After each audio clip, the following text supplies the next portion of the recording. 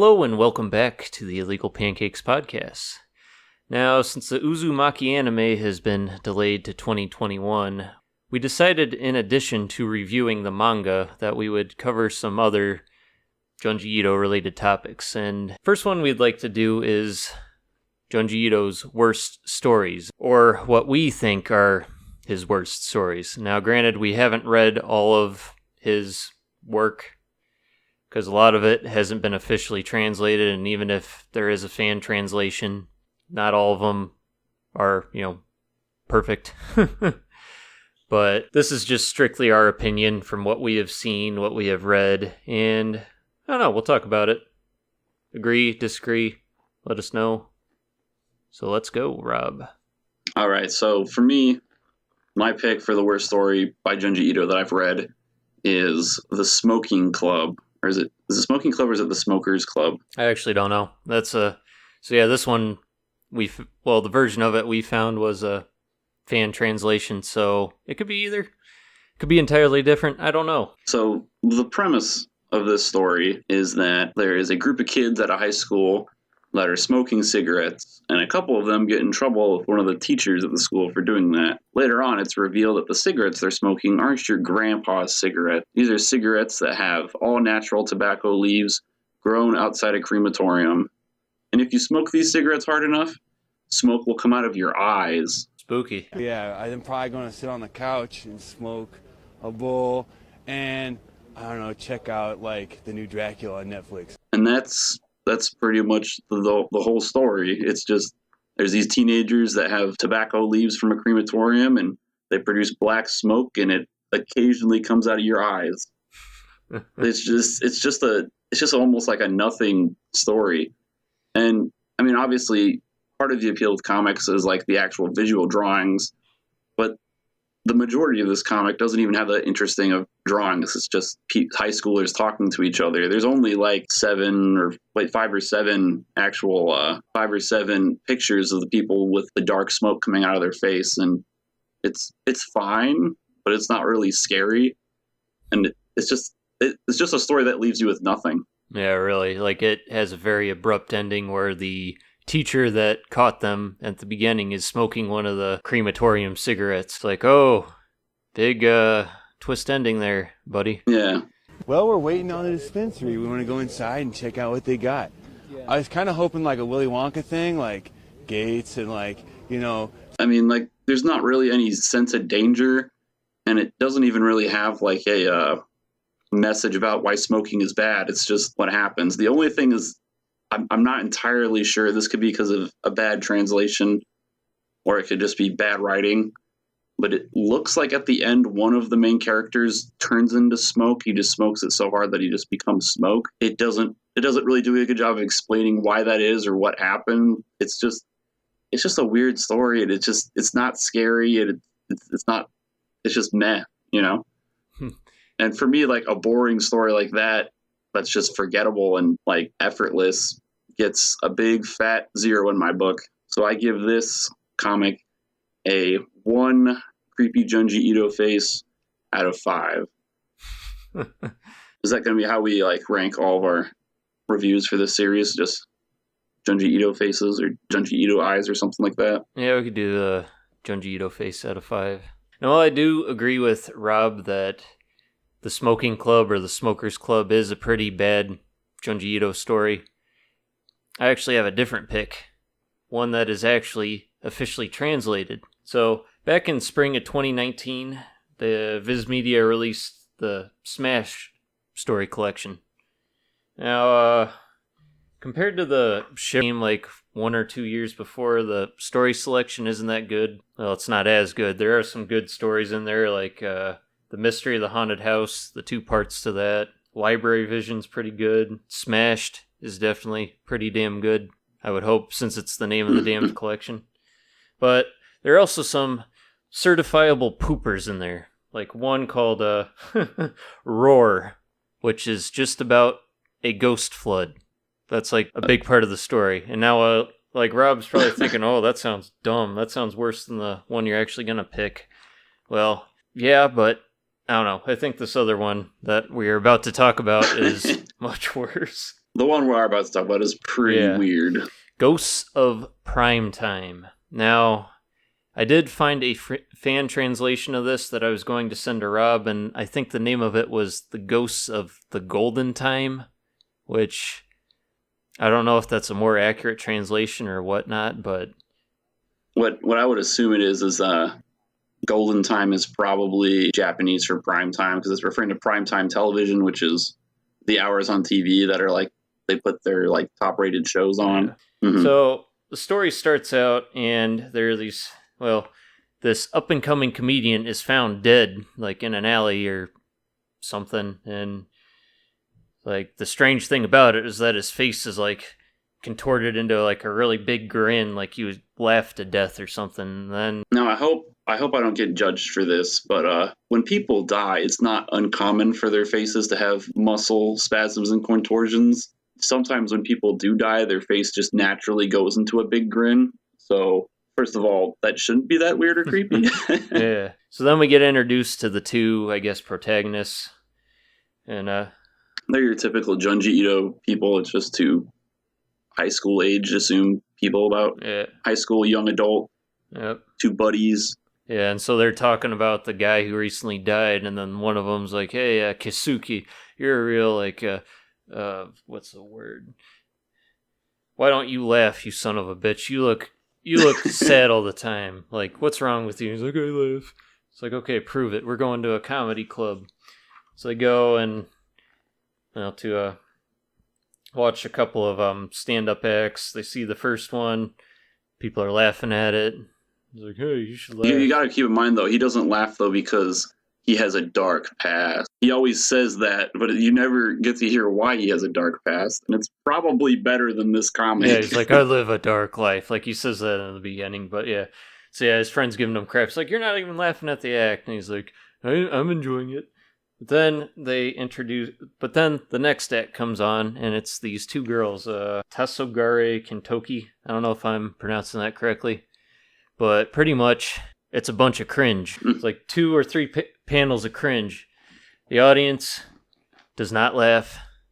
No one laughs. Like, the two guys are like, "Yeah, this is shit."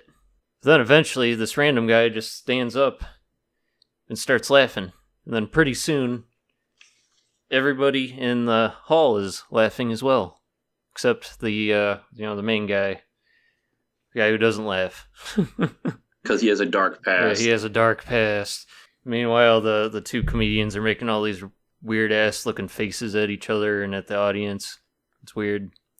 And so eventually the guy's like, cut this shit out, and he pulls his friend out of there. It's like, everybody in there, they're a bunch of shills. It's like, I wasn't laughing on purpose. That's what they all say. I wasn't laughing on purpose. Some of you have probably said that about our YouTube videos. Yeah, and then they like go their separate ways, and then as the friend is walking home, he gets approached by 2 shadowy figures. Ooh. And the protagonist at home gets a call from his friends, like, "Hey, can you come outside?" It's like, "Yeah."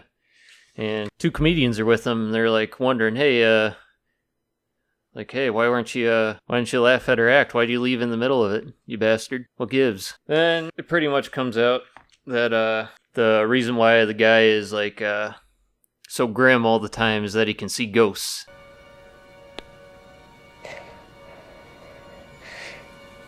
I see dead people. And what had happened is that the comedians like project like their spirits out into like the audience or wherever, and use those spirits to tickle people into laughing. I kid you not. Tickling spirits. Yeah. It's one of those things that you're like, that's kind of creepy, because, I mean, you're kind of you're getting ghost molested. Yeah. But at the same time, what? Ghost? What?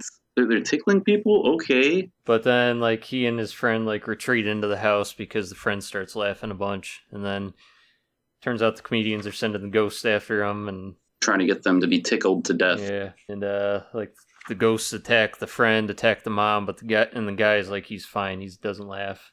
Eventually, they, like, go away or something. They just give up. Yeah, they just give up. Turns out they kill his friend, and he's got like a grin on his face because they just tickled him so damn hard. It had the same effect as the Joker gas. And then... How horrifying. So yeah, unlike the other story, this one kind of, I guess, has an epilogue. Like, He's like, yeah, I wasn't able to really explain to the police what happened. And then it turns out the comedians are doing good. Like they're like moving on up in the world. They're the queens of primetime, bro. They're on TV and they're tickling people through the TV. Yeah.